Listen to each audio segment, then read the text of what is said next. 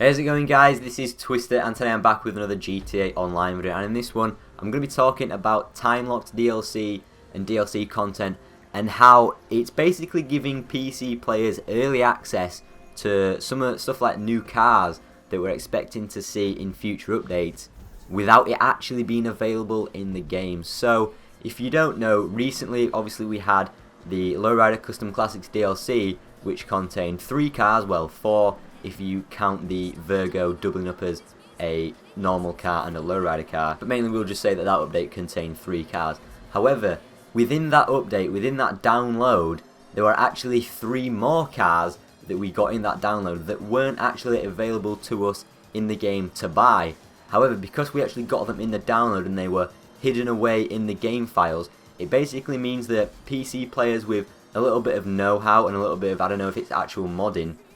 but it means some PC players can actually get into the game files and bring it into their actual game illegitimately without actually obviously it being available to every single player who plays GTA. So I just wanted to talk about this as a little bit of discussion to see what you guys think of it, because I don't know if it's particularly fair, this kind of new system, because before when we usually got DLCs it would be a single DLC and we got all the cars for that DLC, but now recently for a couple of updates actually we've had a main DLC and then more content within that DLC actually locked away to make stuff like cars actually not available to us,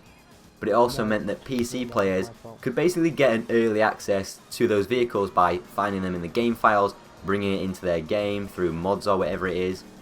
And although it's not an official early access, but I'm just going to be referring to it because that's basically what it is. Anyone on console doesn't have access to these cars, but because they're actually in the game files, PC players can get into those game files and get it into their game and have a good play around with the 3 new vehicles before we're even going to see them in GTA Online on consoles. So I'm not going to go into too much detail about what the new stuff in the DLC coming is because it's still leaked, it can still change, but we are expecting 3 new cars sometime soon, maybe a week, a couple of weeks or whatever. But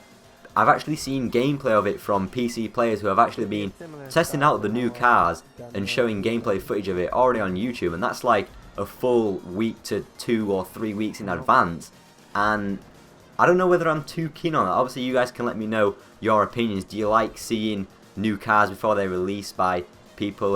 getting to play them on PC, or do you think it kind of spoils the surprise a bit? Personally, I did like it when all the DLCs were kind of a surprise. You know, we didn't know what was coming in the DLC, whether it be new cars or any kind of new content. We wouldn't know what it was until we actually got the DLC itself and we had the chance to play around with it, and that was everyone having that chance to play around with it at the same time, rather than obviously PC players having it sooner than everyone else. So it just seems a bit of a weird system in terms of going about bringing new content into a game, having it in a previous update but locking it away in the game files. Now, I'm not Rockstar, I don't know why they do that, so it could be for technical reasons, leaving locked content in the game files so they've got a bit of a chance to test out new cars before obviously making them available in the full game to everyone. But personally I think the way that they're kind of staggering new cars to be released into game, rather than having them released all at once even though all the cars were included in the same update, locking away some of them and releasing them at a later date, personally I think it increases the chance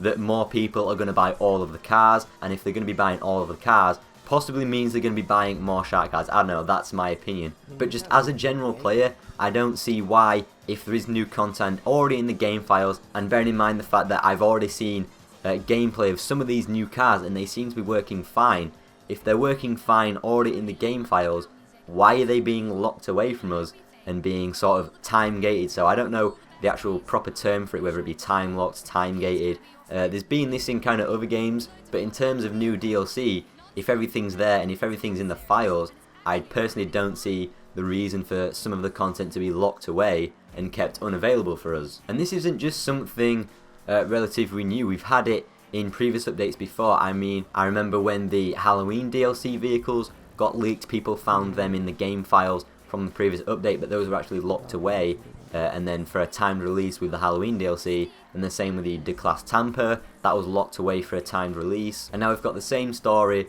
for what is supposedly going to be 3 new Lowrider DLC cars. So I don't know, you guys can leave your thoughts on this matter in the comments section of this video. But just going back to my point, if everything's there in the game files and everything looks to be ready for us, why not just give it us all in one single update, so we've got all the new content at the same time? To me, that would just make more sense, but obviously I'm not Rockstar. They've got their own business plans and what they want to do for DLCs, so they're going to be continuing to do whatever works best for them, I guess. But personally, from the player's point of view, I think it's a strange way, and I don't think it's a fair way of doing it. So yeah, be sure to let me know your thoughts on this discussion in the comments below. Hopefully you've enjoyed this video. If you have enjoyed it, definitely make sure you leave a like rating, subscribe to the channel if you are new, and I will hopefully see you all in my next video. See you later, guys.